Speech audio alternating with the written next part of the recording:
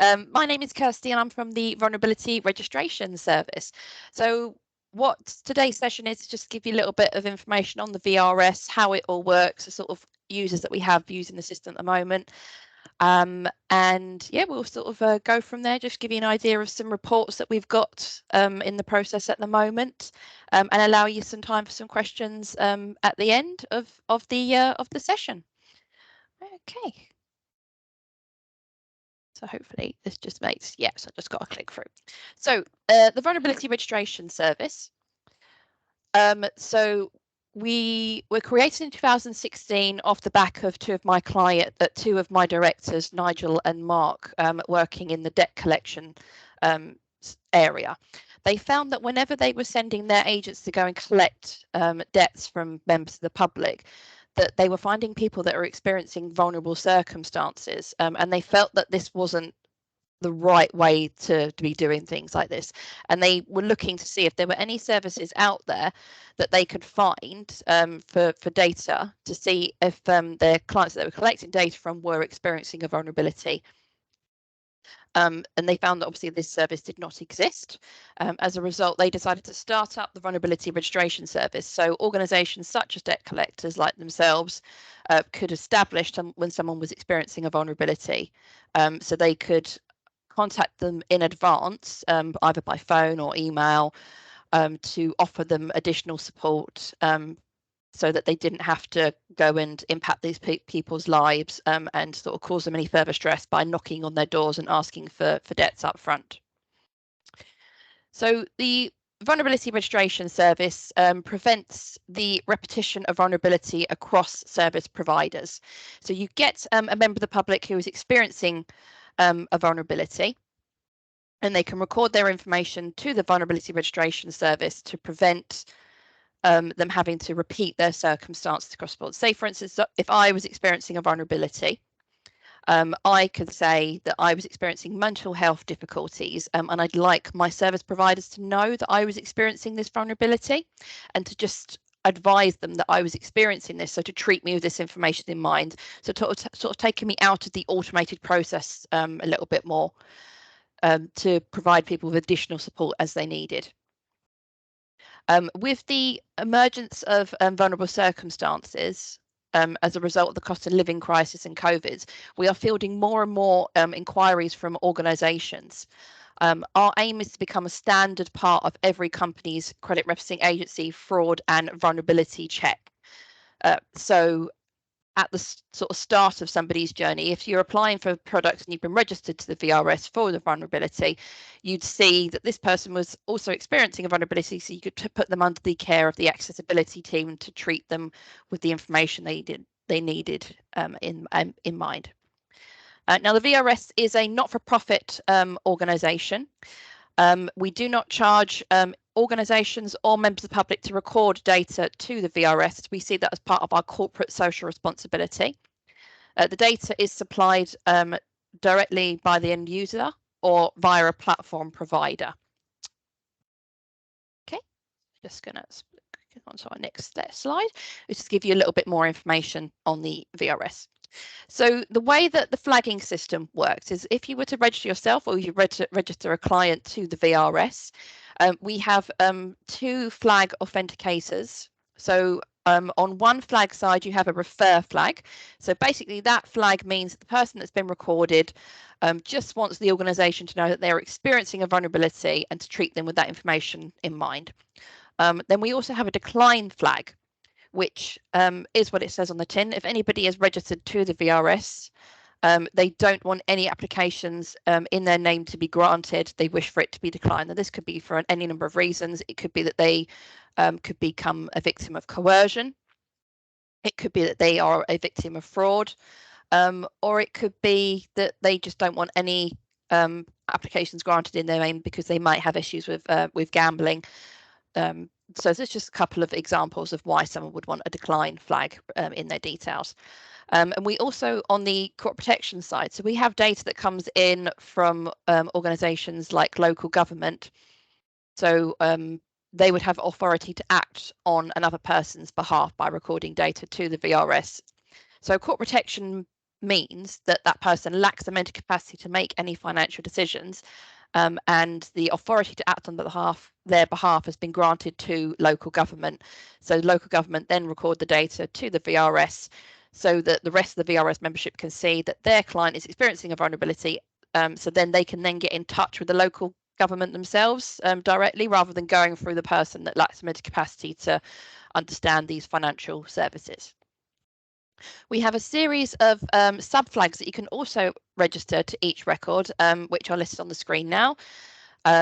We very recently added a load more, as you can see. So we've now got, I think about 28 flags that we've got registered to the VRS. So you've got flags such as a life event, if someone's experiencing a cognitive disorder, if they're hearing impaired, either deaf or, with the second flag, is partially deaf, if they have been impacted by loneliness or isolation, if they've been impacted by old age that could affect their cognitive abilities, if they've been a victim of fraud, etc. And now we work with a number of organisations apart from those that are in membership as well. So on the signposting side, we're working with charities such as the Alzheimer's Society. With Alzheimer's, what they're doing is on the VRS website, we have a link into the Alzheimer's Society to say that they are directing their clients to the VRS when they feel it is appropriate. When someone is experiencing Alzheimer's and their cognitive function declines, then they would advise them of the vulnerability registration service, so that the other organisations are aware of that person's vulnerability. We're also working with organisations like GAM Care, for reasons that I mentioned earlier, British Legion and the Veterans Gateway. We work across the service providers, so we've got organisations that we're either speaking to or are in membership across financial services, insurance, utilities, telecommunications, housing, as I mentioned earlier, local governments, collections, and online gambling. On the consumer support side of things, we are linked into debt management companies, various other charities. We also work with the illegal money lending team. So the illegal money lending team works with victims of loan sharks. So when someone has been a victim of a loan shark, they get in touch with the illegal money lending team, and the illegal money lending team will advise them of the VRS and ask if that person would like the illegal money lending team to record data on behalf of that person, which they would grant them the authority to do so, and they would then be further protected from further harm from other illegal money lending, from other loan sharks. And we also work with accommodation concern. As I mentioned earlier, we do work with local authorities, estate management companies, solicitors, and appointee or money management teams. Anyone that has the authority to act on another person's behalf, we work with those individuals. Okay. The way that we record data to the VRS is we have a simple to use Excel spreadsheet, which is sent to us via a secure file exchange. It's got information on it, very simple sort of information on it. So you've got name, surname, date of birth, contact details for the individual, and then the flagging information, how you'd like that information, the information that they'd like to impart across organisations.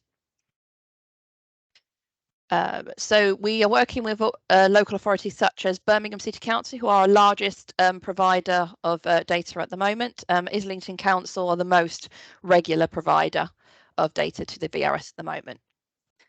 We have about 1% of people that are self-registered, as the VRS have not launched an awareness campaign just of yet, but that is part of our process, what we will be doing shortly. The majority of our data comes in from organisations themselves who have got the authority to act on their person's behalf.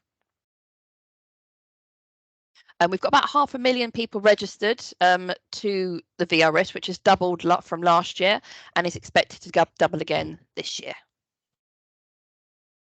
Okay, so to give you an idea of the reality of the level of vulnerability, We've summarised some information from the VRS's Vulnerable Customer Exclusion Report on this slide here.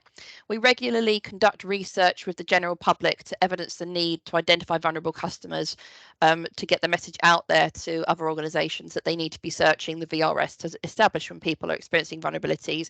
So this is our sort of evidence that we use to explain to them the reasons why people that they should be working with the VRS to identify their customers are experiencing vulnerability. So 10% of people who advised that they felt that they were in a vulnerable circumstance were as a result of being evicted or subject to repossession or at risk of homelessness. 2.25% of used services of a loan shark. 8% have missed mortgage or rental repayments. 8% have had to use a food bank. 3.7% have been threatened with gas or electricity disconnection. 4.3% have moved to a prepayment meter. 12.5% have missed council tax payments, 6.5% water payments, 8% have missed gas or electricity, 6.2% have missed phone or broadband payments, 4% have missed insurance, 13% have missed loan or credit card payments, 19% have seen a decrease in income, 18% have received debt collection calls or visits, and 6.2% of people have sought debt advice. Now, I've included a link there at the bottom of the screen here for where you can review the full information on our customer exclusion report, which I'm happy to circulate after I've finished speaking after today's session.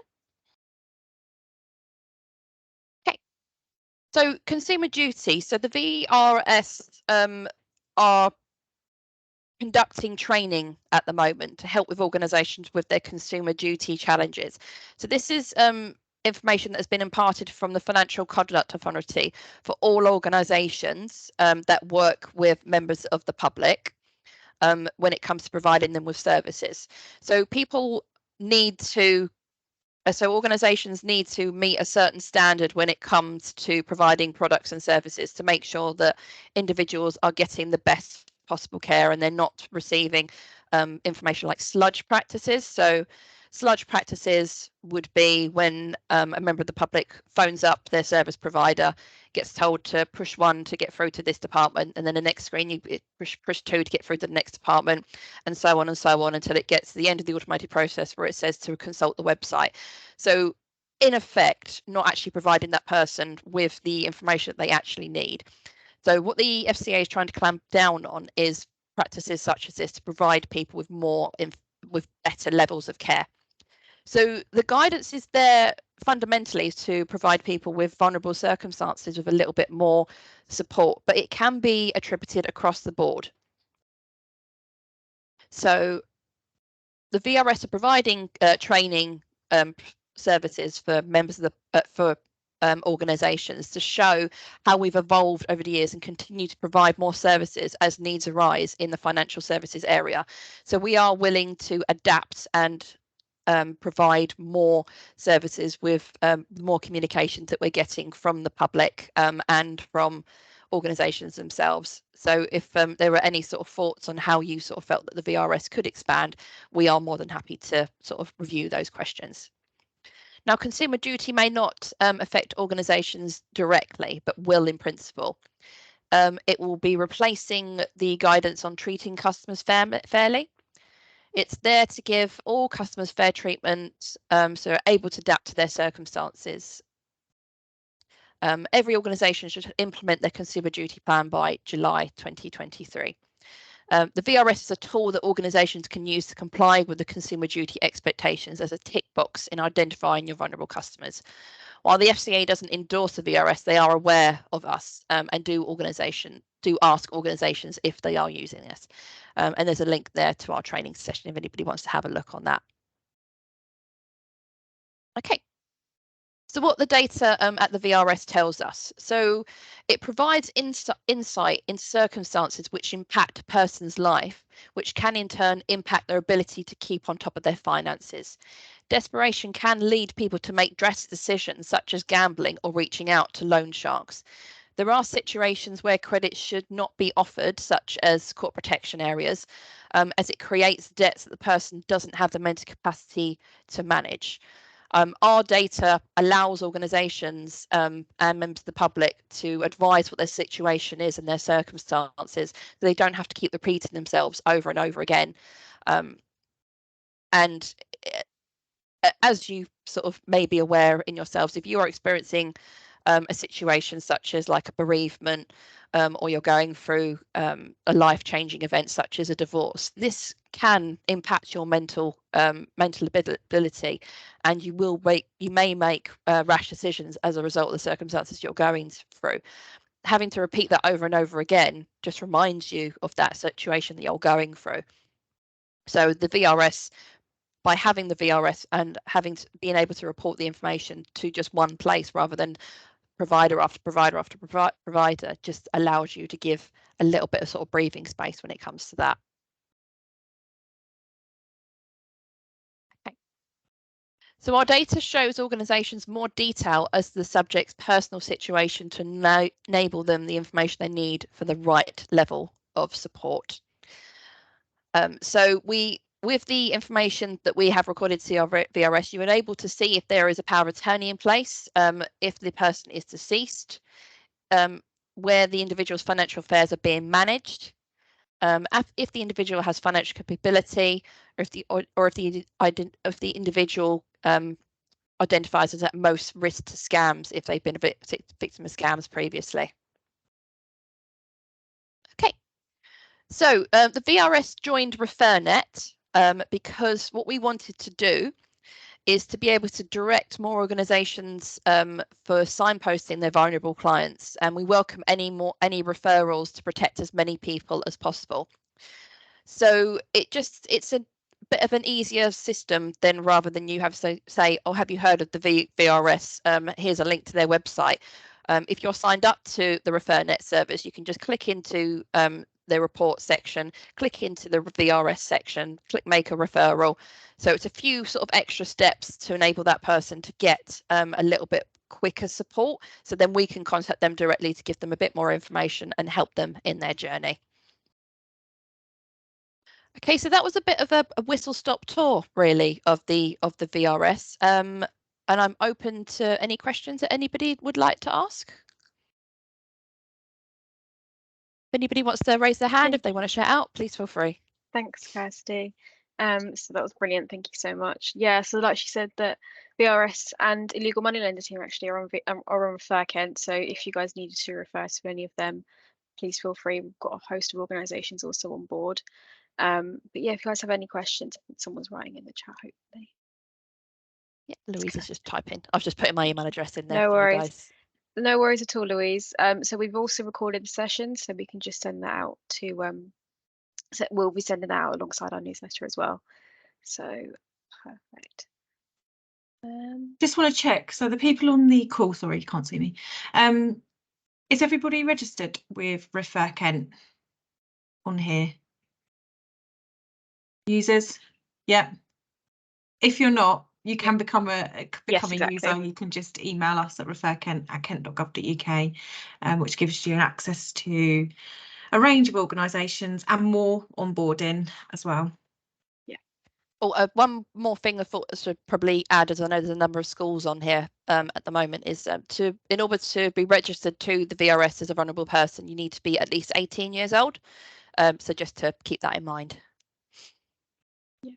So if somebody registers with you, then how do we get the information? How do we know that they've registered as a vulnerable person? And what kind of information would we get? So if you wanted to sign up as a member to the VRS, then you would be able to access that information. So we have a simple to use API system which you can implement into your system, which may or may not mean anything to anybody on the call. Doesn't mean a huge amount to myself because I'm not a technical person. But yeah, it's a formatting system, so you can register information to the VRS and you can search information to the VRS. So if you wanted to sign up as a member, you'd be able to either, as and when you're dealing with individuals, search to see if they've been registered to the VRS. But we do have a charging structure for that. So we've got it's £1,000 membership fee. and we have a sliding scale on searches. So if you're doing 1 million searches a year, then it's 3 pence a search. If you're doing like the odd 1 or 2, it's 10 pence a search on top of that. So that would be how you would see if that person is experiencing a vulnerability, if it was relevant so to your it's not organisation. free. That bit's not free. No, register them to the VRS is free, and you can keep on top of your own clients for completely free. So anyone you refer to us, you can keep on top of those guns. But to search to see if they're already on there, that would be a chargeable service. Tracy, where are you from? Ashford Borough Council.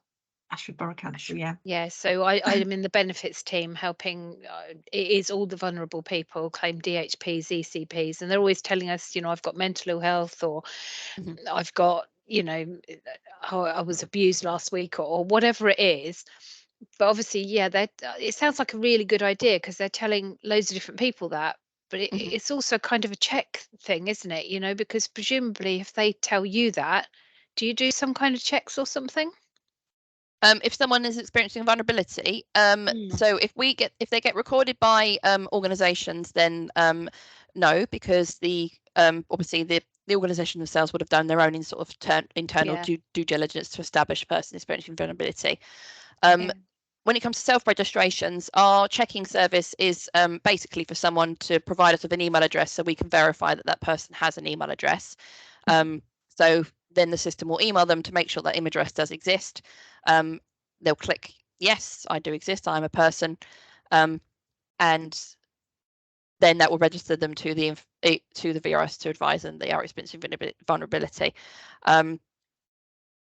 When you've got members of the public that are registering data on behalf of another person, we do validate if they've got the authority to do so. So we'll ask for a lasting power of attorney.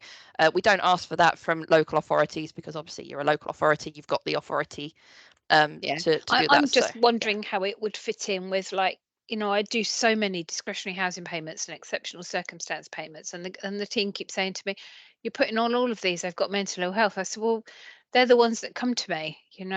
Most of them have, but how I verify that, I don't know, because they're the ones that have stuck their head in the sand and haven't dealt with anything, and it's quite obvious in some ways, but it's not. They stuck their head in the sand. They're not going to their doctor. There isn't any kind of proof, but the way they're dealing with their lives it's quite obvious. But I just wondered if this was something that our DHP teams could go into and say, yeah, this person is actually registered with this, but I just don't. But then they'd have to pay £1,000 a year to do those searches and check. But I'm just trying to get my head around how it works. Okay. Yeah, I mean, on the local authority side, we do have a easier pricing structure because obviously we appreciate that local authorities have got budget issues. So we would charge the £1,000 and not charge you per search on top of that. So it'd be flat out for the year, the straight £1,000 for the entire year. At the end of that year, we'd then review to see how many researches you were doing and sort of renegotiate on costs from there on in. But yeah, we do appreciate that there is budget concerns when it comes to local government. The other thing is, Tracy, if you were to refer people to the register, all the people that you're probably seeing could be registered to this register, and actually it could mean that they are not able to take out the credit again, or debt collectors are thinking about how to manage them and that sort of thing. So it could be an opportunity to not just provide them that, but actually help them as well. Right. Yeah, get them signed up to the vulnerability register, so that. And how do they not get debt again just because they're on there? Because a credit reference agency would look at it and go, actually, this is a vulnerable person. We need to think more about whether we do lend them money, or would they just outright go, no, you can't have money. A lot of them don't want their credit rating affected, even though they're kind of in the doldrums already and they've probably got no credit rating. The VRS data itself wouldn't impact their credit rating. If they're making multiple applications, that would of course impact their credit rating. So the way that it would sort of help is if a debt collector was searching the VRS and saw, this person is experiencing vulnerability, they can then sort of offer additional sort of support for them. So like payment plans in place that are a little bit more sort of manageable depending on what the circumstances were. So it just sort of gives them that sort of like little bit more information rather than sort of going out, no, we need the full amount right away. If they can see that person's experiencing a vulnerability, it can sort of just gives them a little bit more information. Do the debt so they collectors don't go have in. to pay £1,000 to look at these people as well? Yes, they do. And they're all signed up to it, are they? Not all of them, but we're working on it. No. Okay. Just trying to get my head around it. Yeah, not at all. It's absolutely fine. Yeah, the way that we're sort of trying to impart the information is it will save people money at the end of the day, because if they're going out and spending resources trying to chase these debts, and they're not going to be getting anywhere when it comes to the sort of like the gung-ho approach of like, that's it, we want all the money, we want it now. They're more likely to get more information back from them if they're offering them additional support depending on their circumstances. So it's better to get a little bit than nothing at all. Okay. They tend to, you know, if our debt collectors can't get any money, they go back to recovery. Then have to take the debt back in house, and then they refer them to Julie and I. So it kind of ends up with us anyway. Well, it depends on what their situation is as well. I mean, some debt collectors will see, if it depends on the size of the debt, it depends on the person's situation. They might even decide to wipe the debt if they see the person's experiencing a vulnerability, because it's not worth the resource they're going to be putting into it to try and get it back. Yeah, no, and that does happen with us as well anyway. So yeah, I'm just trying to get my head around it. No, not at all. Stuff. Yeah, not at all. I'm still getting my head around it, and I've been here for 3 years. Gosh, Perhaps there's so many bits, isn't there? Perhaps, Kirsty, you could have like an offline conversation with Tracy. Yeah, I'd be happy to. If you want to pop me an email, I can set up a further call after. I'm more than happy to. Okay, yeah, I'm going up to a drop-in somewhere in a little while, but yeah, no, I think it would be good to get and perhaps have Vicky as well, so that, because I couldn't make any decisions anyway, that would be my boss, but if you explained it all to her, then she would probably understand it better than me, and if it was something we wanted to sign up to, she could take that forward. Yeah, if you want to set up a meeting maybe next week or something, or the week after, just send me some dates, and I'll book something in for you guys. That's absolutely fine. Okay, all right. And just on that, KCC have signed up. So we've got the two routes. We've obviously got the ReferKent, but we're also directly able to register people to it. So there's like a spreadsheet, just upload it to the register. And we've done that for people that we've got powers of attorney over. So yeah, and it lets you know whether any of those people have, Kirsty, am I right in thinking if they've applied for any credit or anything, it lets you know? Yes, so it's a reporting section. So every week lets us know. Yeah, every week, anyone that you've registered to the VRS and any other organisations that have searched them in that time period will flag up to you in an email to say, just so you know, this client has been registered. What you'll do is you'll get an email to say to check the secure file exchange, and the information will be within the secure file exchange. Obviously, we're not emailing you people's personal information because that's not secure. So yeah, we like to keep it secure.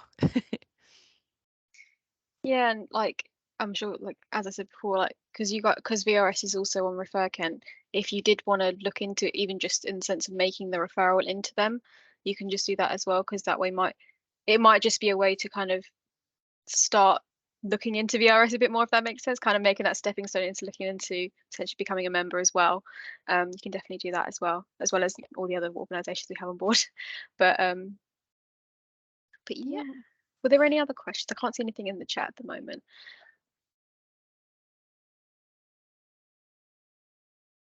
Right, so I'm just going to pop in a YouTube link that I made on how we upload data to the VRS. So if anybody wants to have a look at that in your own time, you're more than welcome to. Yeah, so just sort of shows you the spreadsheet, just how simple it is to upload, which I sent to Stacey. Katie then sent to Stacey I think last week or so, and I've gotten some good feedback to say that it's actually been quite helpful. So if anybody wants to have a look at a tutorial on how to do it, it's there for you guys. Thank you so much. So yeah, is there any other comments, anything else? I think Marian's. Oh, Donna's Oh, got a Donna. hand up. Donna, there you go. Hi, Donna. I've just got one question.